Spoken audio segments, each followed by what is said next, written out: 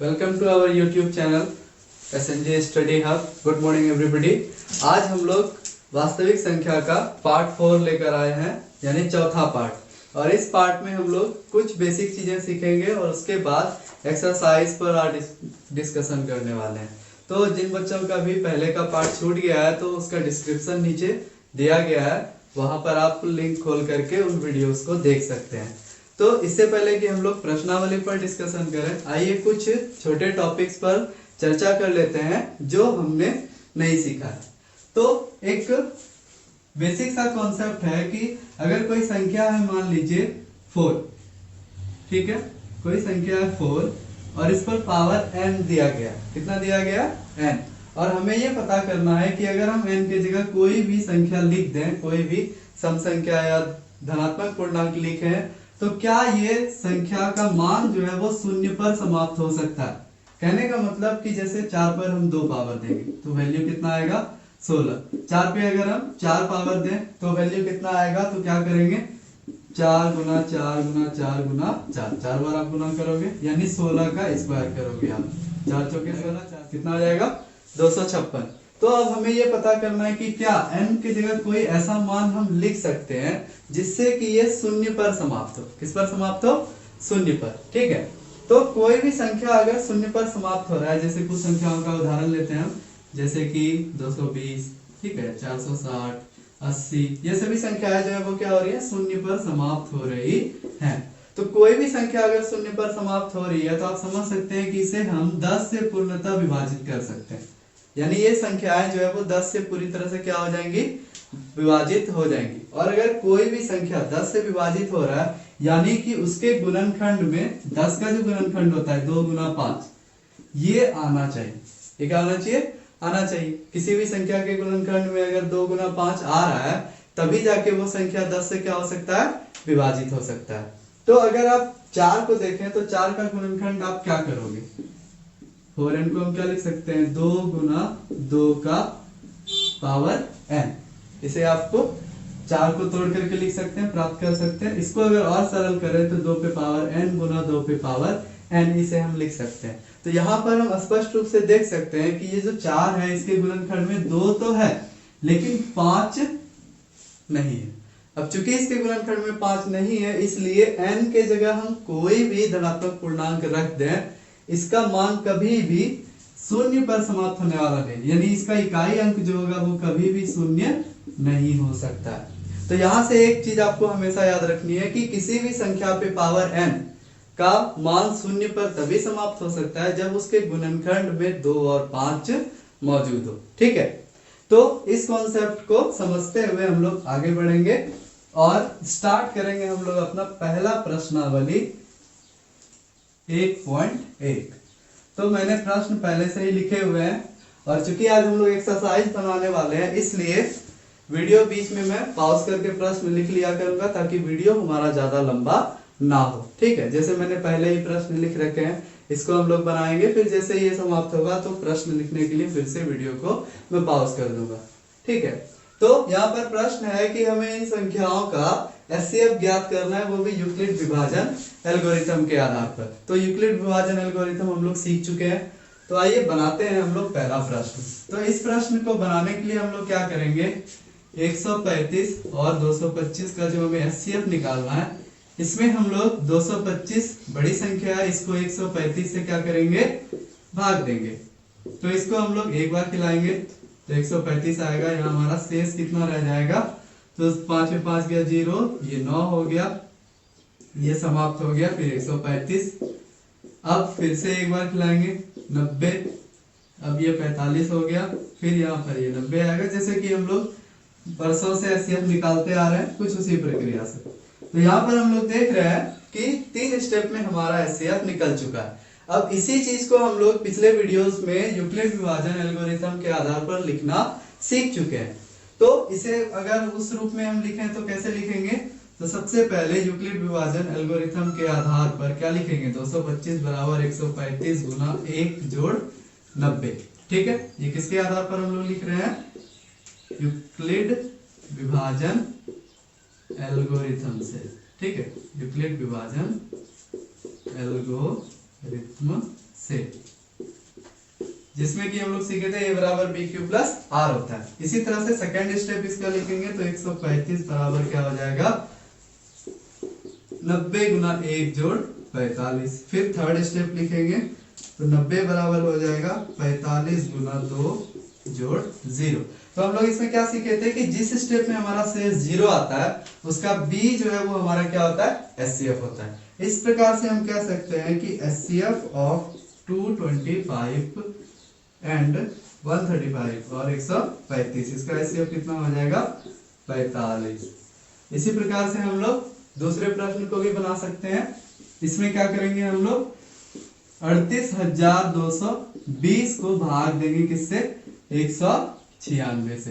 तो 19 नुमा 19 एक्का 19 होता है, 19 दूनी 38 हो जाएगा, तो वो बड़ा हो जाएगा, इसलिए एक बार ही खिलाएंगे हम लोग। फिर यहाँ पर घटाएंगे तो यहाँ पर 6 आ जाएगा, ठीक है। फिर यहाँ पर कितना आ जाएगा 17 में 9 गया 8 और यहाँ पर 2 में 1 गया, सॉरी 1 आ जाएगा। और फिर इधर से हमारा 2 नीचे शेष उतर जाएगा। तो अभी भी हमारा भाजक जो है वो छोटा है और शेष हमारा क्या है बड़ा है। तो अभी भाग हम और आगे दे सकते हैं। तो फिर से हम इसको भाग देंगे तो 19 9 171 होता है और यहाँ पे 3 अंक अगर देखें तो 186 है। तो अभी भी इसे हम भाग दे सकते हैं 9 बार में। तो ये अंदाज से मैं 9 बार कर रहा हूं, तो पहले 9 से इधर गुना करके देख लेते हैं कि क्या वो संख्या जो है वो 1862 से छोटी रहेगी या बड़ी। तो 9 6 के 54 का 4 हाथ में रह गया कितना 5, 81 5 86, 8 रहा 9 1 का 9 8 17, तो 1764। तो 12 में 4 घटेगा तो 8 बचेगा और यहाँ पर 15 में 6 घटेगा तो 9 बचेगा, 7 में 7 समाप्त हो गया, इधर से 0 आ जाएगा।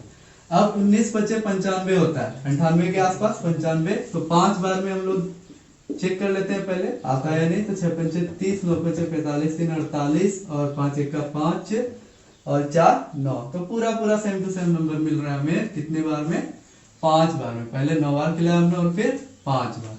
तो इस प्रकार से हमें ये क्या देखने को मिल रहा है कि एक स्टेप में ही हमारा ये विभाजन पूरा हो गया। तो अगर इसे हम लोग यूक्लिड विभाजन एल्गोरिथम के आधार पर लिखें, यूक्लिड विभाजन एल्गोरिथम, अगर इससे हम इसे लिखना शुरू करें तो क्या लिखेंगे इसे हम बड़ी संख्या 38,220 बराबर 196 गुना 195 जोड़ शेष कितना है 0। तो यहाँ पर इस बार हमारा एक ही स्टेप में शेष 0 आ चुका है। तो इस स्टेप का जो बी होगा, ये ए बी क्यू आर ये सब पहचानना हम लोग पहले के वीडियोस में सीख चुके हैं, जिसका डिस्क्रिप्शन नीचे दिया गया है, तो आप वहां से इसे देख सकते हैं जाकर के। तो इस प्रकार से हम लोग कह सकते हैं कि HCF ऑफ 38,220 और 196 जो है वो कितना होगा 196 ही होगा। इसी प्रकार से अगर तीसरे प्रश्न की बात करें तो उसे भी हम बना सकते हैं। इसे कैसे बनाएंगे आइए देखते हैं। तो तीसरा प्रश्न जो हमारा है इसमें 867 जो है वो बड़ी संख्या है, इसको भाग देंगे 255 से, ठीक है।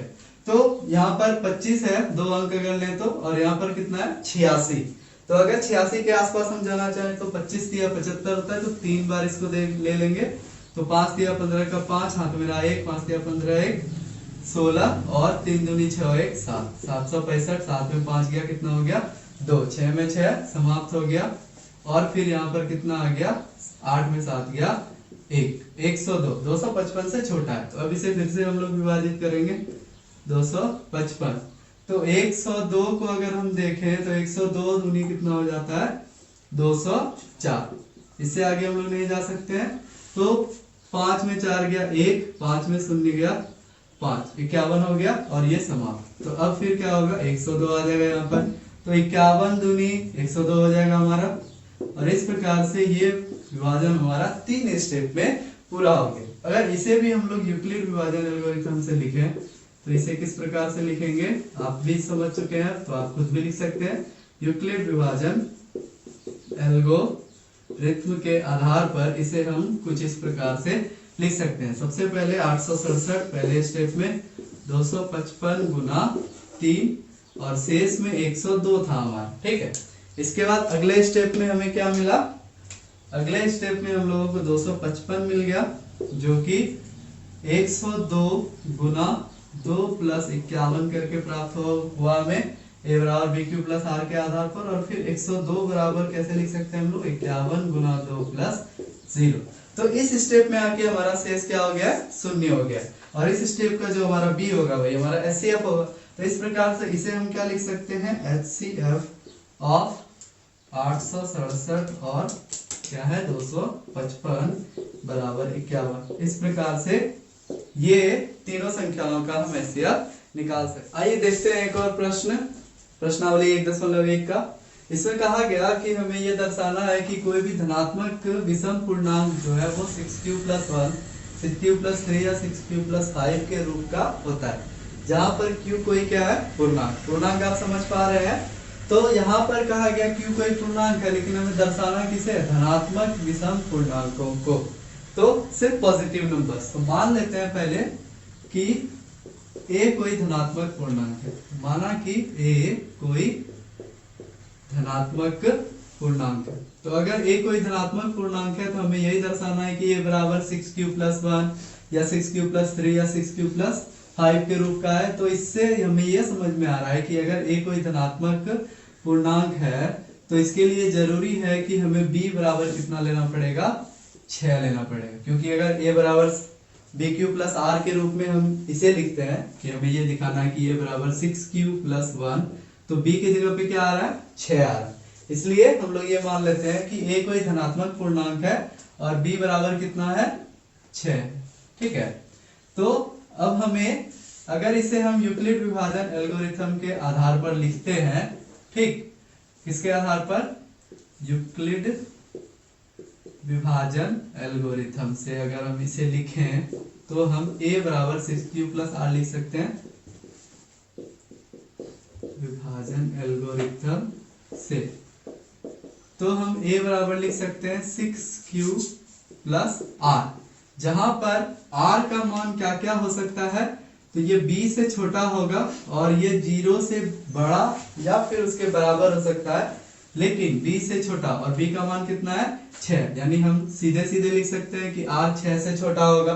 ठीक है। तो 6 से छोटे धनात्मक पूर्णांक कौन कौन से हो जाएंगे, तो आप स्पष्ट रूप से समझ सकते हैं कि ये r जो है वो 0 का मान ले सकता है, 1 का ले सकता है, 2, 3, 4 और 5। इस प्रकार से ये इतने मानों को रख सकता है। ठीक है। तो हमें 6 रूप यहां से मिल जाएंगे। तो इसलिए हम कह सकते हैं कि a जो है वो या तो 6q होगा, या तो 6q + 1 होगा, या फिर 6q + 2 भी हो सकता है, और 6q + 3 भी हो सकता है, 6q + 4 और 6q + 5। लेकिन इनमें से हमें चर्चा सिर्फ किस पर करनी है, 6q + 1, 6q + 3 और 6q + 5 पर। इसे हमें यह दिखाना है कि ये धनात्मक विषम पूर्णांक है। क्या है, धनात्मक विषम पूर्णांक। और अगर कोई विषम पूर्णांक होता है तो हम जानते हैं कि उसे हम 2n + 1 के रूप में लिख सकते हैं। ये हम लोग पहले से सीखे हुए हैं। तो अगर हम इसे भी, ये जो 3 प्रारूप है, अगर इन्हें भी हम 2n + 1 के रूप में लिखकर दिखा दें तो हम यह कह सकते हैं कि ये सभी धनात्मक विषम पूर्णांक को दिखाते हैं। तो अगर a बराबर 6q + 1 है, तो अगर a बराबर 6q + 1 है तो इस 6q को हम लोग तोड़ करके लिख सकते हैं 2 × 3q। संभव है ऐसा लिखना? ठीक है। तो ये 2 और ये क्या बन जाएगा, हमारा n बन जाएगा। तो इसे हम 2n 1 + 1 के रूप में लिख सकते हैं, जहां पर n1 बराबर क्या हो जाएगा, 3q। ठीक है।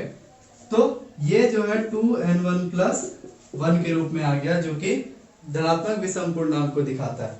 इसी प्रकार से जब हम 6q + 3 को लेते हैं, किसको लेते हैं, जब a बराबर क्या हो, 6q + 3 हो, तो इसे हम लिख सकते हैं 6q + 2 + 1। ठीक है। 3 को तोड़ करके, क्योंकि धनात्मक विषम पूर्णांक का मानक रूप 2n + 1 होता है, यानी लास्ट में प्लस का 1 चाहिए, इसलिए हम 3 को यहाँ पर इस प्रकार से तोड़ रहे हैं। अब यहाँ 6q और 2 दोनों में 2 कॉमन है, तो इसे हम लिख सकते हैं 3q plus 1 plus 1।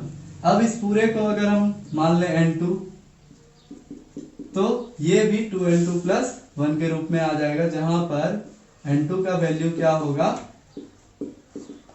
3q plus 1 होगा। तो चूंकि q कोई पूर्णांक है इसलिए 3q प्लस 1 भी कोई पूर्णांक ही प्राप्त होगा हमें।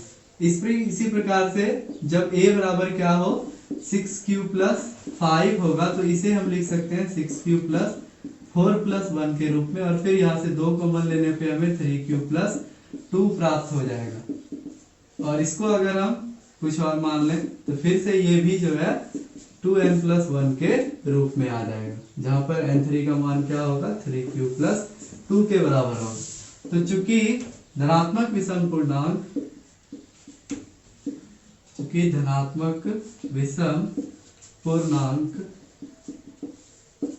2n प्लस 1 के रूप का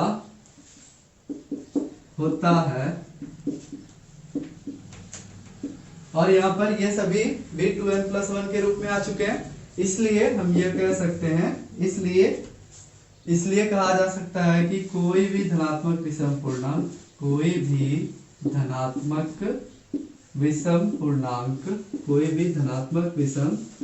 पूर्णांक 6q प्लस 1, 6q प्लस 3 या 6q प्लस 5 के रूप का होता है, जहां पर q कोई क्या है, जहां q कोई पूर्णांक है। इसी प्रकार से हम किसी और दी गई संख्याओं के लिए भी इस चीज को दर्शा सकते हैं। ठीक है, तो इस प्रकार से हम लोगों ने ये दर्शा दिया कि 6q प्लस 1, 6q प्लस 3 या 6q प्लस 5 जो है वो धनात्मक विषम पूर्णांक को प्रदर्शित करते हैं। आइए हम कुछ और प्रश्नों को देखते हैं। तो आइए अब देखते हैं अगला प्रश्न। तो किसी परेड में 616 सदस्य वाली टुकड़ी को 32 सदस्य वाले आर्मी बैंड के पीछे क्या करना है, मार्च करना। 616 सदस्य हैं और उनको 32 सदस्य वाले आर्मी बैंड के पीछे मार्च करना है, और इन दोनों समूहों को समान संख्या वाले स्तंभों में मार्च करना है, ये कहा जा रहा है। ठीक है, तो हमें यही पता करना है कि स्तंभों की अधिकतम संख्या क्या हो सकती है जिससे वे मार्च कर सकते हैं। तो चूंकि हमें स्तंभों की अधिकतम संख्या ज्ञात करनी है, इसका मतलब कि हमें एचसीएफ निकालना होगा। ठीक है, तो अधिकतम स्तंभों की संख्या के लिए अधिकतम स्तंभों की संख्या HCF ऑफ 616 और 32 से प्राप्त हो सकती है, इसलिए हम लोग क्या करेंगे 616 और 32 का HCF निकालेंगे। तो यूक्लिड विभाजन एल्गोरिथम से, यूक्लिड विभाजन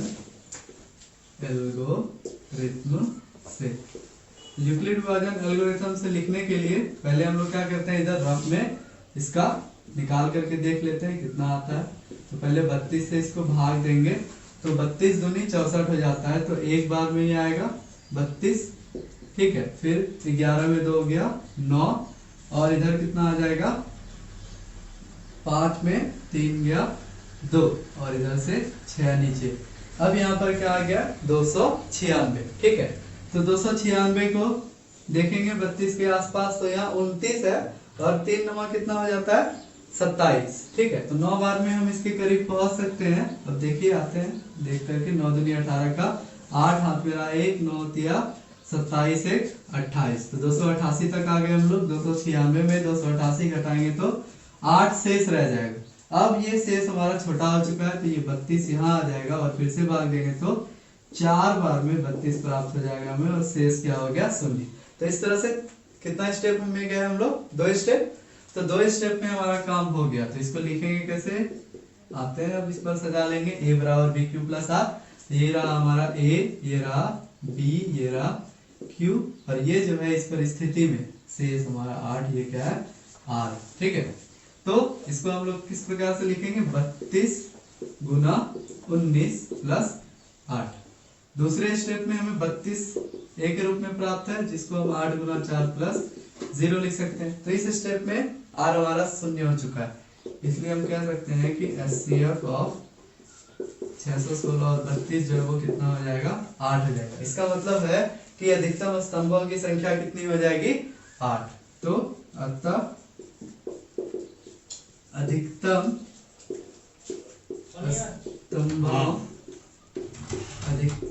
स्तंभों की संख्या बराबर 8। ये हमारा परिणाम आ गया। ठीक है, तो इस प्रकार से अब अगला देखते हैं। अगला प्रश्न क्या किया गया हमसे, तो कहा जा रहा है कि यूक्लिड विभाजन प्रमेय का प्रयोग करते हुए हमें यह दिखाना है कि किसी धनात्मक पूर्णांक का वर्ग समझ रहे हैं आप लोग, स्क्वायर, ठीक है, वो जो है किसी पूर्णांक m के लिए 3m या 3m+1 के रूप का होता है। ठीक है, तो यहाँ पर स्पष्ट रूप से देख पा रहे हैं कि b का मान कितना है, 3 है। तो मान लेते हैं कि a कोई धनात्मक पूर्णांक है, माना कि a कोई धनात्मक पूर्णांक है, a कोई धनात्मक पूर्णांक है और b बराबर क्या है, 3। ठीक है, तो यूक्लिड विभाजन एल्गोरिथम के आधार पर अगर इसे हम लिखें यूक्लिड विभाजन एल्गोरिथम से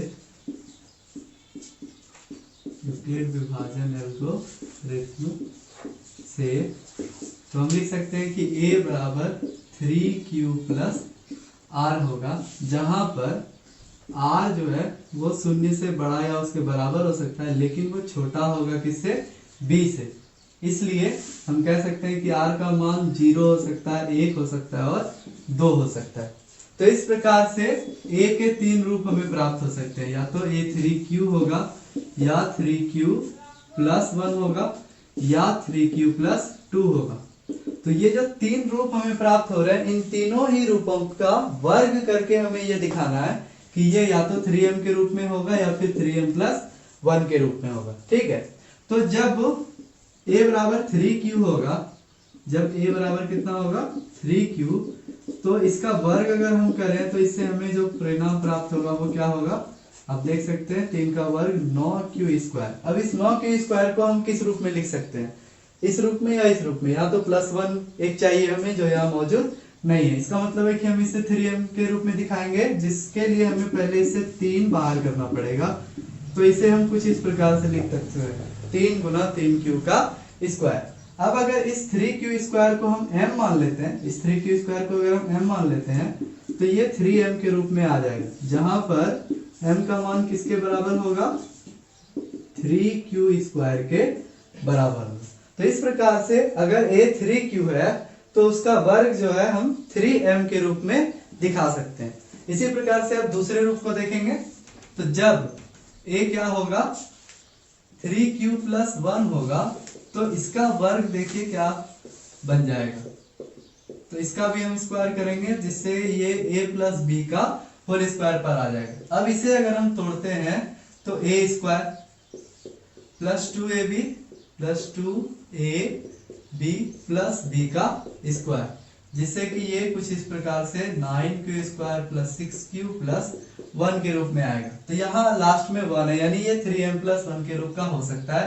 इस दोनों पद में आप देखेंगे तो आपको 3 उभयनिष्ठ नजर आएगा कॉमन, तो इसे कुछ इस प्रकार से लिखा जा सकता है 3q² + 2q और प्लस का 1। तो अब यहाँ पर अगर हम इस पूरे पद को m मान लें तो इसे हम 3m+1 के रूप में लिख सकते हैं, जहां पर m का मान किसके बराबर होगा, 3q² + 2q के बराबर। यानी अगर a 3q+1 के रूप में रहेगा तो इसके वर्ग को हम 3m+1 के रूप में दिखा सकते हैं। ठीक है, और जब a बराबर क्या होगा, जब a बराबर 3q+2 होगा तो भी इसका वर्ग करने पर ये भी a + b के होल स्क्वायर पर आ जाएगा। इसको अगर हम सरल कर लें आगे तोड़ते हुए, तो 3q का स्क्वायर लिखेंगे + 2ab + b का होल स्क्वायर। अब अगर इसे लिखें तो 3 तिया 9, 2 तिया 6 दूनी 12q + 2 दूनी 4। अब यहाँ पर 4 है, जबकि हमें वहां पे प्लस का क्या चाहिए, 1 चाहिए। तो 4 को कैसे हम लोग लिखेंगे, तो 4 को हम लोग लिख सकते हैं 3 प्लस 1। क्या लिख सकते हैं?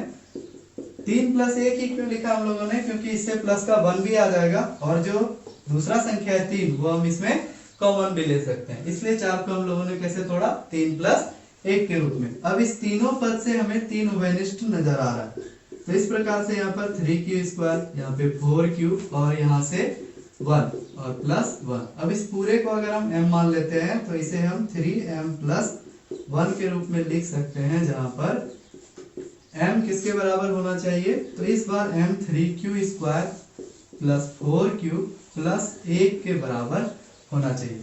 और इस प्रकार से हम लोग ये दिखा सकते हैं कि अगर a 3q प्लस 1 या 3q प्लस 2 के रूप में रहता है तो उसका वर्ग जो है वो 3m या फिर 3m प्लस 1 के रूप का होता है। तो इस प्रकार से हम ये सिद्ध कर सकते हैं कि धनात्मक पूर्णांक का वर्ग, धनात्मक पूर्णांक का वर्ग किसी पूर्णांक m के लिए, किसी पूर्णांक m के लिए 3m या 3m प्लस 1 के रूप का होता है। ठीक है, तो इस प्रकार से हम लोगों ने ये दर्शा दिया कि किसी धनात्मक पूर्णांक m के लिए उसका वर्ग जो है वो क्या होता है? 3m या फिर 3m प्लस 1 के रूप का होता है। तो इसे आप देख सकते हैं यहाँ से। तो इसके बाद हम लोग इसी प्रश्नावली के अगले प्रश्न पर अब देखते हैं। अगला प्रश्न, जहाँ पे हमें यूक्लिड विभाजन प्रमेयिका का प्रयोग करके ये दिखाना है कि किसी धनात्मक पूर्णांक का घन जो है वो 9m प्लस 1 या फिर 9m प्लस 8 के रूप में होता है। इससे पहले वाले प्रश्न में हमने धनात्मक पूर्णांक का वर्ग को दिखाया था, इस बार हमें घन को दिखाना है। ठीक है, तो यहाँ पर थोड़ा सा एक चीज बेसिक समझना जरूरी है कि हमें यहाँ पर घन के रूप में जब इसे दर्शाना है तो यहाँ पे 9 जो है वो हमारा कॉमन आना चाहिए। 9 क्या आना चाहिए? कॉमन। ठीक है, तो 9 कॉमन घन करने पे कैसे आएगा? तो अगर हम सीधे इसको ले लेते हैं, 9 को ही अपना b मान लेते हैं। ठीक है, तो हमें अगर 9 को अपना b मानते हैं तो इसका घन करना पड़ेगा, जो कि बहुत बड़ी संख्या होगी। और दूसरा, अगर a बराबर हम 9q प्लस r लिखते हैं तो इसके हमें 9 पैटर्न प्राप्त होंगे, जो बेसिक से हम लोग समझ चुके हैं। ठीक है, तो अगर हम b को 9 लेते हैं तो हमारा सवाल काफी लंबा हो जाएगा। तो इसके लिए क्या करें? तो चेक करते हैं कि किसका घन हमें जो है वो 9 के गुणज के रूप में प्राप्त हो सकता है। ठीक है, तो जैसे 1 का घन तो 1 ही होता है, 2 का घन 8, 3 का घन 27 और 4 का घन कितना हो जाएगा? 64। तो अगर आप इस 27 को देखें तो इस 27 को हम 9 के गुणज के रूप में दर्शा सकते हैं। और अगर हम इसको अपना b मानते हैं तो इससे क्या होगा? हमें पैटर्न यानी प्रारूप भी जो है वो कम मिलेंगे। 3 के गुणज के रूप में अगर लिखें तो सिर्फ कितने प्रारूप देखने को मिलेंगे? 3 प्रारूप, 3q प्लस 1 और 3q प्लस 2।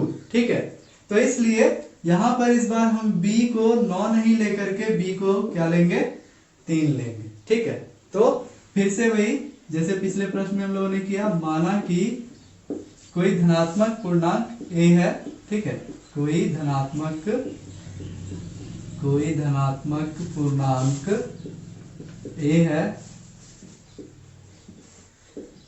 और b कितना ले लेंगे हम लोग? b बराबर 3। तो यूक्लिड विभाजन एल्गोरिथम से, यूक्लिड विभाजन एल्गोरिथम से हम लोग कह सकते हैं कि a बराबर 3q प्लस r होगा, जहां पर कि r का मान जो है वो 0 से बड़ा या उसके बराबर हो सकता है, लेकिन 3 से छोटा होगा। इसका मतलब है कि r बराबर 0, 1 और 2 हो सकता है। इसलिए a या तो 3q होगा या 3q प्लस 1 होगा या 3q प्लस 2 होगा। इसके ये 3 रूप हमें मिल सकते हैं। तो जब a बराबर 3q होगा तो 3q का घन करेंगे, क्योंकि हमें इसके घन को दिखाना है। तो a का अगर घन करें हम तो 3q का भी क्या करेंगे घन, जिससे कि हमें 27q का क्यूब मिलेगा। अभी 27 क्यूब को हम इस 3 में से किस रूप में दिखा सकते हैं, तो 9 के गुणज के रूप में इसे दिखाएं तो इसे हम कुछ इस प्रकार से लिख सकते हैं। तो इसका मतलब है कि हम इसे 9m के रूप में लिख सकते हैं अगर इस पूरे को m मान लें। तो जहां पर m का मान क्या होना चाहिए, 3q के क्यूब के बराबर होना चाहिए। तो इस प्रकार से हम 3q को यानी a के घन को 9m के रूप में दिखा सकते हैं अगर a का मान कितना है 3q है। वहीं पर अगर a का मान 3q प्लस 1 हो, 3q प्लस 1 हो तो a क्यूब बराबर क्या हो जाएगा 3q प्लस 1 का होल क्यूब, यानी अब ये a प्लस बी के होल क्यूब पर आ गया। ठीक है, तो a प्लस बी का होल क्यूब का सूत्र लगाएंगे यहाँ पर हम लोग। तो a प्लस बी का होल क्यूब का फॉर्मूला आपको याद होगा, आपने पिछले क्लासेस में भी पढ़ा होगा कि a cube plus B cube बराबर होता है a cube plus B cube plus 3a square B plus 3ab का स्क्वायर। ठीक है, इस प्रकार से। तो इसी सूत्र का यहाँ पर हम लोग प्रयोग करेंगे। तो इसके आधार पर a क्यूब बराबर हम लिख सकते हैं a क्यूब यानी 3q का cube plus 3a square b plus 3ab square, 3ab square plus b का क्यूब। ठीक है, तो इस प्रकार से इसका मान कितना आ जाएगा 27q का क्यूब प्लस 3 तिया 9 तिया 27 क्यूब प्लस q का स्क्वायर हो जाएगा और फिर यहाँ पे 3 तिया 9 1 का 9 क्यूब और 1 का घन 1।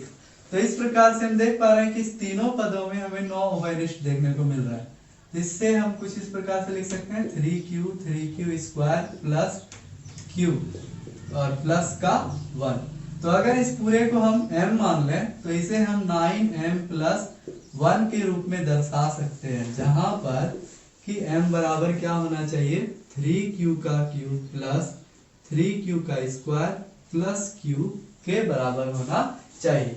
अब इसी प्रकार से जब a का मान 3q प्लस 2 होगा तो a क्यूब के वैल्यू को कुछ इस प्रकार से हम a प्लस बी के होल क्यूब पर तोड़कर प्राप्त कर सकते हैं। आप खुद भी अभी से तोड़ सकते हैं।